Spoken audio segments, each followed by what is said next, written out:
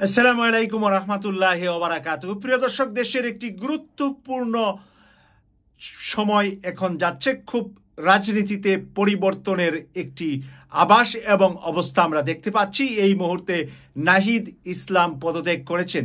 নাহিদ ইসলামের পদত্যাগের বিষয়টা এখন পরিষ্কার হলো।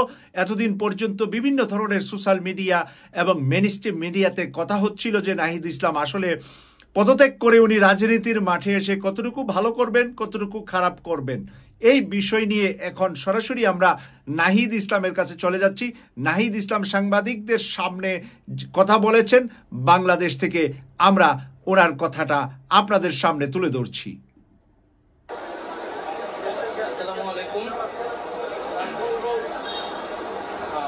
আজ দুপুর 1টার সময় আমাদের প্রধান উপদেষ্টা কার্যালয় যমুনাতে আমাদের উপদেষ্টা পরিষদের একটা অনানুষ্ঠানিক বৈঠক ছিল এবং এই বৈঠকে আমি আমার একটা ব্যক্তিগত বিষয়ে আলোচনা করেছি এবং আলোচনা সাপেক্ষে আমি প্রধান উপদেষ্টা বরাবর আমার পদত্যাগপত্র জমা দিয়েছি। আমার যে দুটি মন্ত্রণালয় ছিল, তথ্য ও সম্প্রচার এবং ডাক, টেলিযোগাযোগ এবং তথ্য প্রযুক্তি, দুটি মন্ত্রণালয়ের দায়িত্ব থেকে আমি ইস্তফা দিয়েছি। এছাড়াও এই জুলাই শহীদ স্মৃতি ফাউন্ডেশন সহ সরকারের যে সকল কমিটিতে আমি ছিলাম, এই সকল কমিটি থেকে সাথে একই সাথে ইস্তফা আমার হচ্ছে। মূলত গণ অভ্যুত্থানের প্রেক্ষিতে 8ই আগস্ট আমরা গণ অভ্যুত্থানের প্রতিনিধি হিসেবে প্রথমে 2 জন এবং পরবর্তীতে আরও একজন 3 জন অন্তর্বর্তী সরকারে দায়িত্ব নেই অন্যান্য উপদেষ্টাবৃন্দের সাথে।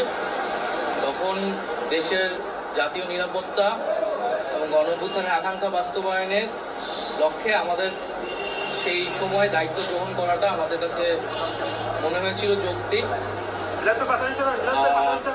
গত 6.5 মাসের প্রেক্ষিতে সরকার কাজ করছে, হয়তো আমরা আশানুরূপ ফলাফল এখনো পাইনি, কিন্তু আমার কাছে মনে হয়েছে যে সরকারের একটা স্ট্যাবিলিটিতে সরকার এসেছে এবং ব্যক্তিগতভাবে সরকারের বাইরে যে দেশের বর্তমান যে পরিস্থিতি, সেই পরিস্থিতিতে একটি রাজনৈতিক শক্তির উত্থানের জন্য আমার রাজপথে থাকা প্রয়োজন, ছাত্র জনতার কাতারে থাকা প্রয়োজন এবং আমরা যে গণতান্ত্রিক পরিবর্তনের আকাঙ্ক্ষা করি, সেই আকাঙ্ক্ষার জন্য এবং আমার যে গণ অভ্যুত্থানে যে ছাত্র জনতা অংশগ্রহণ করেছে সেই শক্তিকে সংহত করতে আমি মনে করেছি যে আমার সরকারের থেকে আমার সরকারের বাইরে রাজপথে আমার ভূমিকা বেশি হবে এবং আমার বাইরে যারা আমাদের সহযোদ্ধা রয়েছেন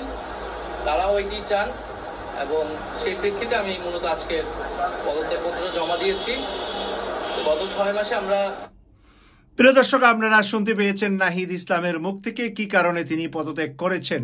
রাজপথে ওনার লড়াকু সৈনিকরা চাচ্ছেন ওনাকে সরকারে না থেকে রাজপথে এসে দেশে যেই স্বপ্ন নিয়ে বাংলাদেশকে নতুনভাবে তারা 24 সালে স্বাধীন করেছিলেন, সেই স্বপ্নের কিছুটা আংশিক কাজ করতে পেরেছেন সরকারে থেকে। এখনো পরিপূর্ণ কাজ হয়নি, সরকার চেষ্টা করছে, কিন্তু উনি বাহিরে থেকে কাজ করাটা জরুরি বলে উনি নিজে মনে করছেন এবং ওনার সঙ্গীরা সাথীরা মনে করছেন। সে কারণে উনি বাহিরে এসে রাজপথে জনতার কাতারে দাঁড়িয়ে জনতাকে নিয়ে জনতার স্বপ্ন বাস্তবায়নে কাজ করে যাবেন। আমরাও সেই প্রত্যাশা করছি। ইনকিলাব জিন্দাবাদ।